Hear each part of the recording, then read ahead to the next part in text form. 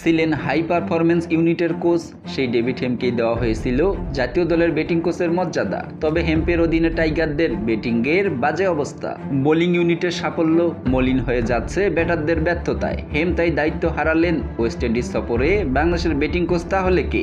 এই প্রশ্নের উত্তর শুনে অনেকেরই মনে প্রশান্তির হাওয়া বয়ে যাবে। হেমকে সরিয়ে বিসিবি ব্যাটিং দেখভালের দায়িত্ব দিয়েছে মোহাম্মদ সালাউদ্দিনকে। সিনিয়র সহকারী কোচ হিসেবে জাতীয় দলের কোচিং প্যানেলে নিয়োগ পাওয়া সালাউদ্দিন এবার কাজ করবেন ব্যাটিং কোচ হিসেবে। সালাউদ্দিন ব্যাটিং এর দায়িত্ব নেয় অনেকেই আশাবাদী হয়েছেন এবার হয়তো ব্যাট হাতে টাইগারদের বাজে অবস্থা কাটবে। সাকিব থেকে তামিম কিংবা শীর্ষস্থানীয় অন্য যে কোনো ক্রিকেটার, নিজেদের স্কিল নিয়ে কাজ করতে সবারই প্রথম পছন্দ সালাউদ্দিন। 50 বছর বয়সী এই কোচ 2 দশক ধরে কোচিং করাচ্ছেন। এসিসি এবং ক্রিকেট অস্ট্রেলিয়ার লেভেল 3 কোচিং কোর্স সম্পন্ন করা সালাউদ্দিন দেশের ক্রিকেট ইতিহাসের অন্যতম সফল কোচ। বিপিএল এর একাধিক আসর জেতা এই কোচ ঢাকা প্রিমিয়ার লিগেও জিতেছেন শিরোপা।